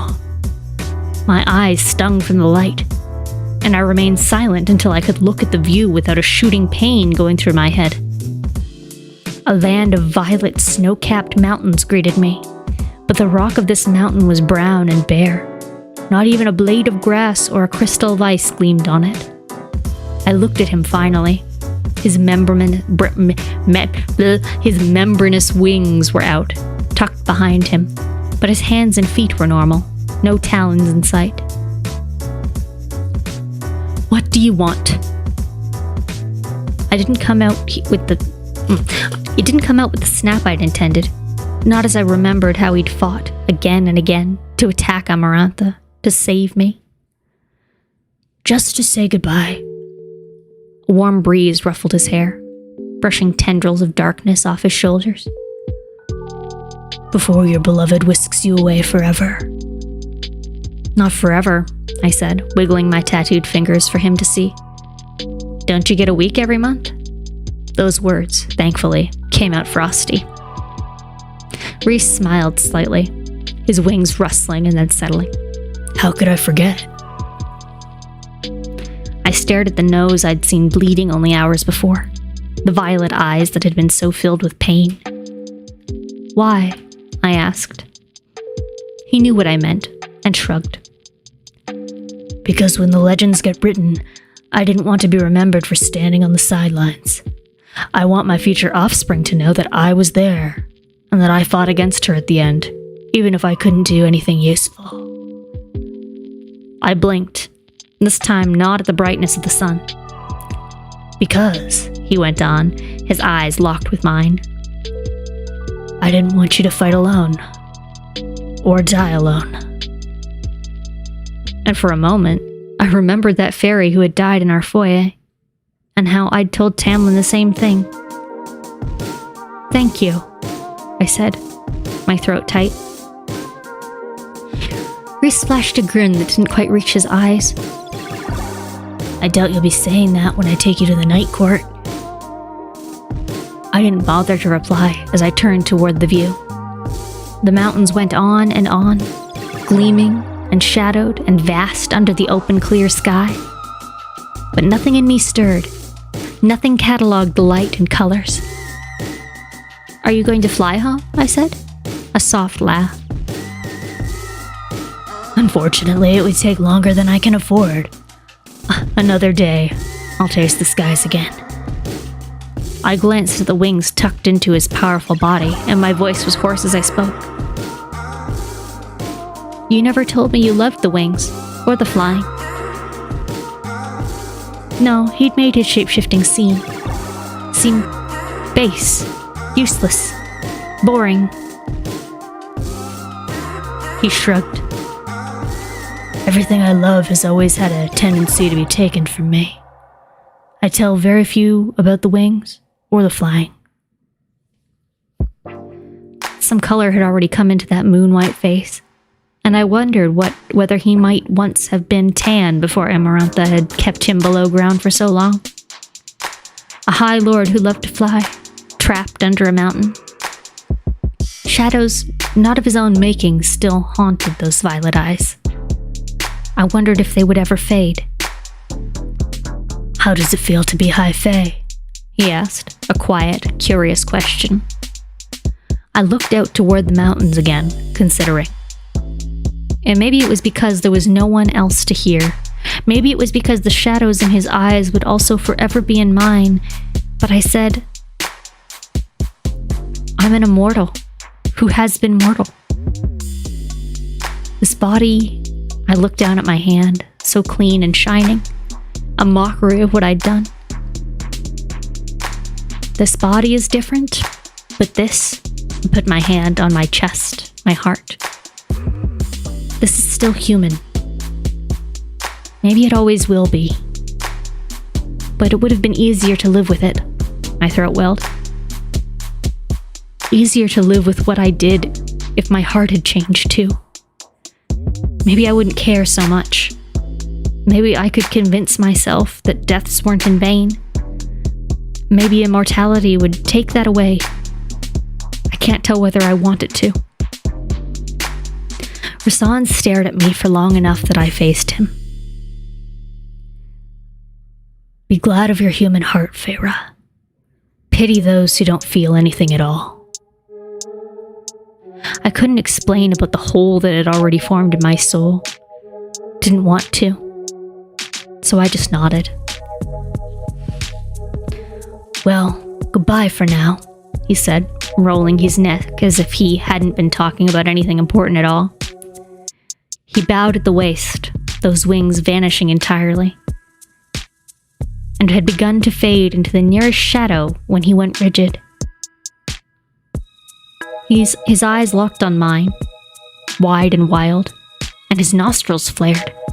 Shock, pure shock flashed across his features at whatever he saw on my face, and he stumbled back a step. Actually stumbled.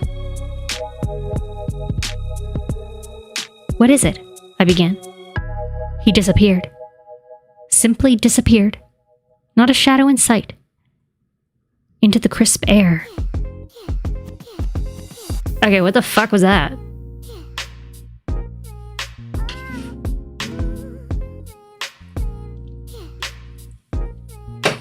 Oh god, I just noticed you're hideous. I don't know.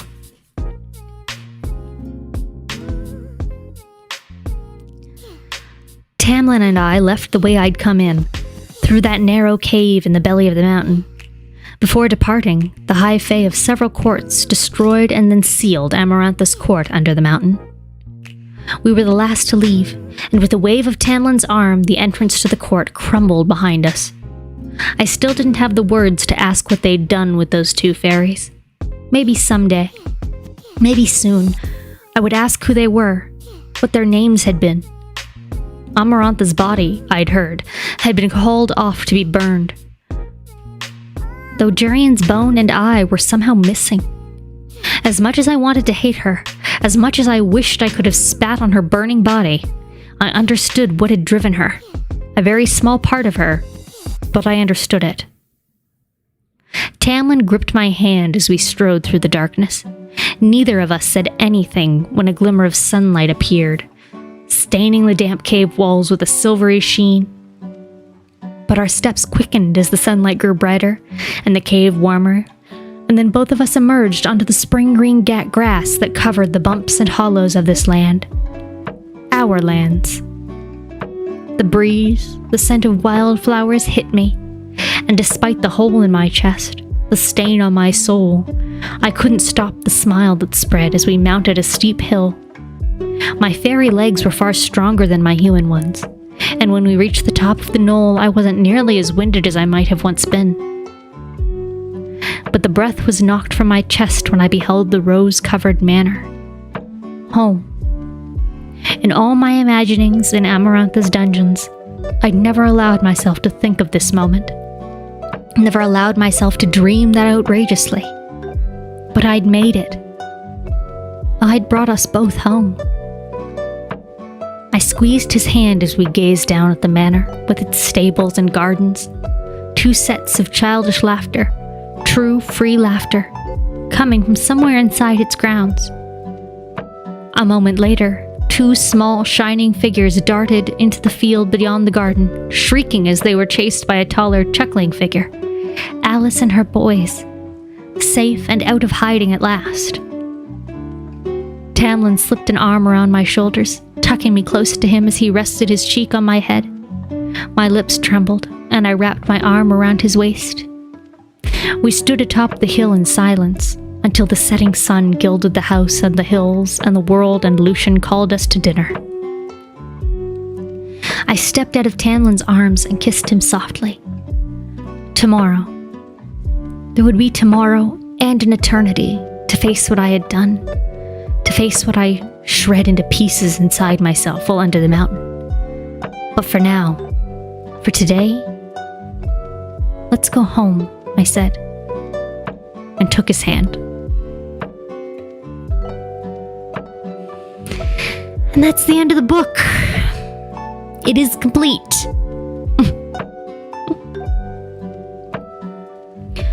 Whew.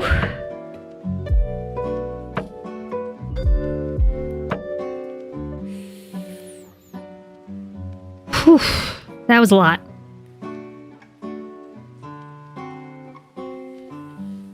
How y'all doing? How are we feeling? What are initial thoughts here?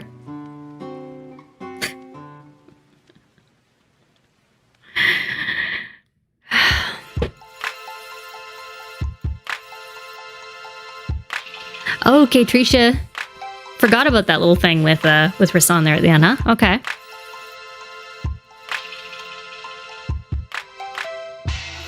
Yeah, we finished. It's done. I understand that she's carrying a lot of weight, but right now, I think she's not thinking big picture. Fair enough. Just happened. Oh, Christ.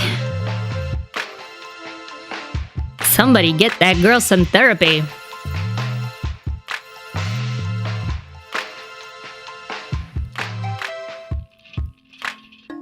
Yeah, she's got a lot of trauma. Needs some help. I don't blame her, but oh boy. Oh hey, Demon Whiskey Nick. Yeah, like it was. I really like this author, and I like the way that a lot of this is written, and there are really good emotional passages. It's just that there are narrative pieces to the story that are annoying to me.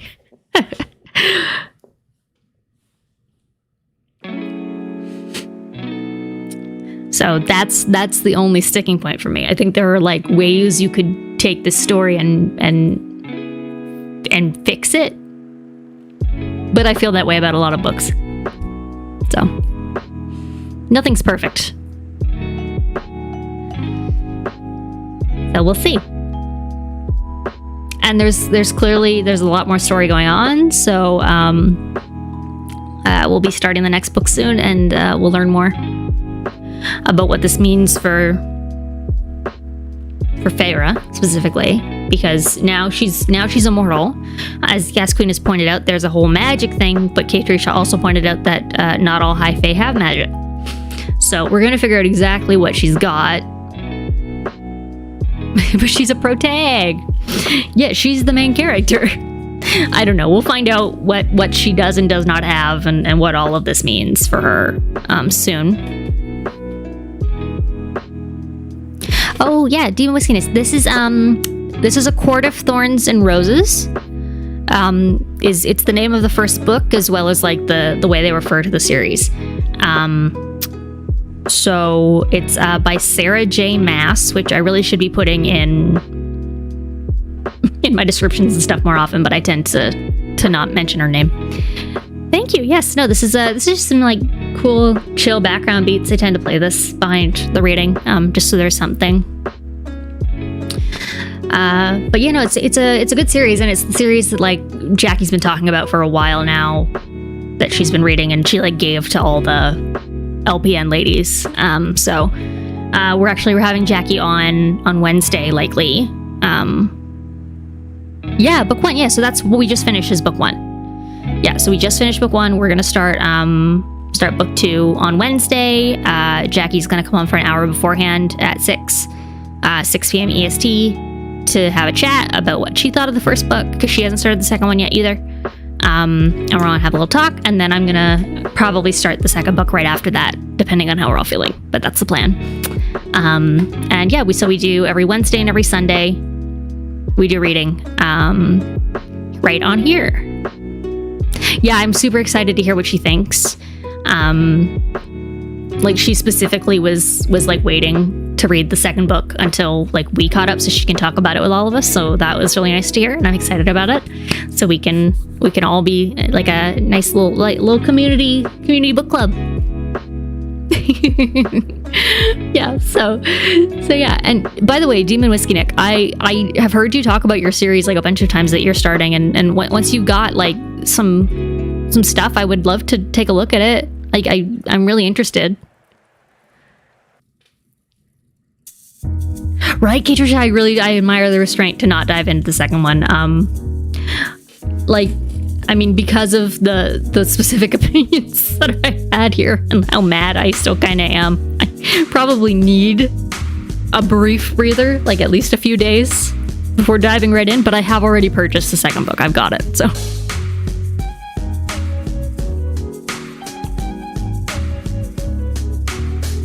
Nice, Team Whiskey Neck. I just full on just wear my earbuds just openly, and all day, every day, people keep coming to my desk and be like, hello, and I'm like, yeah, no, sorry, I'm just not even listening to you at all. I'm on purpose ignoring everyone, so just deal with it.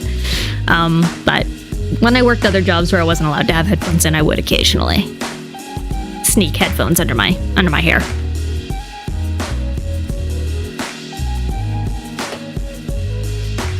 But yeah, so we just finished the first book. We've been chatting about it. So don't forget to join the Oh No It's Jackie Discord too, because that's where we've got our little chat channel.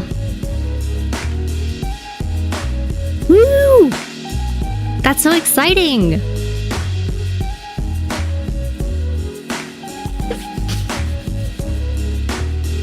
So yeah, no, I'm really pumped to start on Wednesday and hang with everybody and have a chat remember earlier from when we normally start, 6 o'clock. I'm gonna try really hard this week to like post ahead of time and like keep everybody in the loop and alert. That's like probably the number one thing I'm bad at is promoting myself and my things, because I get really anxious about it. Oh yeah, back of the thrift store, you probably would want to be able to like know what's going on around you there, for sure. All right, y'all. So yeah, that's the book. There's the Discord channel for where we can have chats ahead of things. We will have a talk with Jackie on Wednesday. I'm gonna be back this Saturday, probably, for our slumber party stream too. So don't forget to pop in for that. I missed you all last night very much.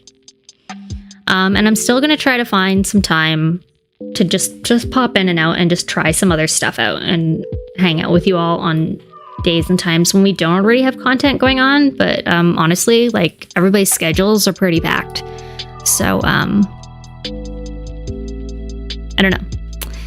But yeah, I love you all very much. I'm gonna get offline now and probably go eat something, and you should all too. So I will see you by Wednesday at the latest. Thank you so much. Bye.